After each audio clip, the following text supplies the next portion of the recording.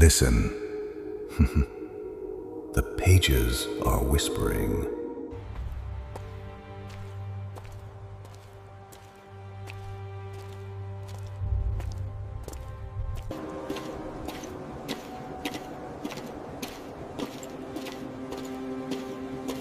After a 2-week absence, I returned to Roultenburg, where our party had settled 3 days earlier.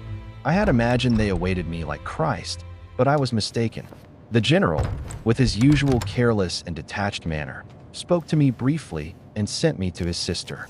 It was evident they had managed to borrow money, and I sensed the general deliberately avoided my gaze, as if fearful of my judgment. Maria Filipovna, always busy and preoccupied, spoke only a few words, yet accepted my money, counted it carefully, and listened attentively to my detailed report. Dinner was lavish, in the extravagant style Muscovites employ when wealthy. Monsieur Mezentsev, the Frenchman, and an Englishman were among the guests. Paulina Alexandrovna noticed my lateness, asked briefly why I had delayed, then withdrew her attention entirely. It was a deliberate act, meant to assert her control. I knew we had to converse, and the weight of my obligations to her pressed heavily upon me. I was assigned a small room on the 5th floor. Everyone at the inn knew I was part of the general's retinue. Everything suggested they had successfully presented themselves as wealthy and influential. Before dinner, the general even handed me 2,000-franc notes to break into smaller denominations, which I did meticulously in the inn's office. Now, for at least 8 days, we would be regarded as millionaires. That I had planned to take Michel and Nadine for a stroll, but was summoned by the general. He could not meet my gaze directly, though I sensed he longed to. In long, convoluted sentences, he instructed that our walk remain within the park and not extend to the casino. Finally, in frustration, he warned, "And otherwise, you are well acquainted with how to take the children to the roulette tables," he added, almost apologetically. "I know you are frivolous and ready to involve yourself in gambling. I have no intention of interfering, yet I must ask you not to bring dishonor upon yourself." Seizing upon his words, I replied, "You seem to have forgotten that I have no money, and to lose at gambling, one needs money." Slightly flushed, the general handed me the necessary funds, ensuring I could carry out my mission at tea dinner. The party departed in 2 magnificent carriages pulled by splendid horses to visit nearby ruins. Mademoiselle Blanche, Maria Filipovna, and Paulina occupied one carriage, while the Frenchman, the Englishman, and the general followed on horseback. Passers-by admired their grandeur, yet the general could not fully assert his presence. With the 4,000 francs I had brought and what they had borrowed, they now appeared wealthy, though still insufficient for Mademoiselle Blanche. During the meal, I introduced myself despite the general's reluctance. Maria Filipovna kindly offered me a seat. Meeting Mr. Astley, an Englishman I had encountered in Prussia and Switzerland, eased my discomfort. He was shy, humble, and clearly enamored with Paulina. On the other hand, the Frenchman sat arrogantly, looking down on everyone, in contrast to his usual verbosity in Moscow. I confronted him, recounting incidents from Paris and Switzerland, where Russians often had no space or respected inns, exposing his arrogance. The general seemed displeased, yet Mr. Astley appeared pleased with the spirited exchange and invited me to share a glass of wine. During a walk in the park, Paulina and I spoke privately.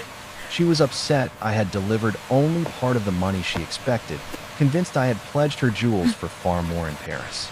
She shared news from Petersburg. Grandmother was gravely ill, and her death seemed imminent. Everyone awaited confirmation, and this knowledge, though sorrowful, was the family's sole hope for the past 6 months that we discussed Mr. Astley. Paulina confirmed he loved her, was immensely wealthy, far surpassing the Frenchman, and even owned a palace. She teased me, recalling our adventure ascending Roultenburg, where I had promised to risk my life at her command. She reminded me that my devotion would be tested and that she would carefully observe how I responded. Though tasked with winning as much money as possible at roulette for her, my thoughts were consumed by Paulina and the emotions she stirred within me. My heart, lighter during my absence, now felt heavy and restless. I questioned why I remained attached to the general, why I had not left him earlier, and why Paulina, who barely acknowledged me, held such power over my mind. I oscillated between anger, longing, and an almost cruel desire to assert dominance over her. Yet, above all, my mission remained clear. I had to play roulette and win. No matter the personal cost. 15 days away had brought countless events I had yet to reckon with. Changes in social dynamics, subtle manipulations of wealth, and shifting loyalties defined our circle. Every glance, every word, every gesture carried meaning. The world had narrowed to a single path. The roulette table, Paulina, and the uncertain fortune that awaited me. My thoughts often returned to Paulina. I had never felt such a mix of admiration, irritation, and desire. There were moments when I wished to punish her for her teasing, yet others when I would gladly have risked everything at her command.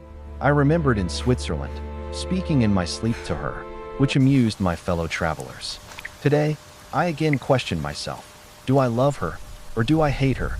The answer eluded me, yet the intensity of my feelings remained undeniable. Paulina's behavior, at times distant and commanding, at times playful and teasing, held me captive. She knew I was aware of her evasions, and this knowledge seemed to give her satisfaction. She treated me as the old empress might have treated a servant, never acknowledging me as a man, yet assigning me missions, such as winning money at roulette, which I could not ignore. Now, as I prepared to fulfill my duty, I felt the full weight of anticipation, dread, and exhilaration. Stakes were no longer merely financial. They encompassed reputation, love, and survival. Each decision, each glance, each action carried consequences that could alter my fortune, and perhaps even my life. The roulette wheel awaited, as did the judgment of Paulina, the scrutiny of the general, and the cold assessment of the Frenchman. And amidst it all, I knew one undeniable truth.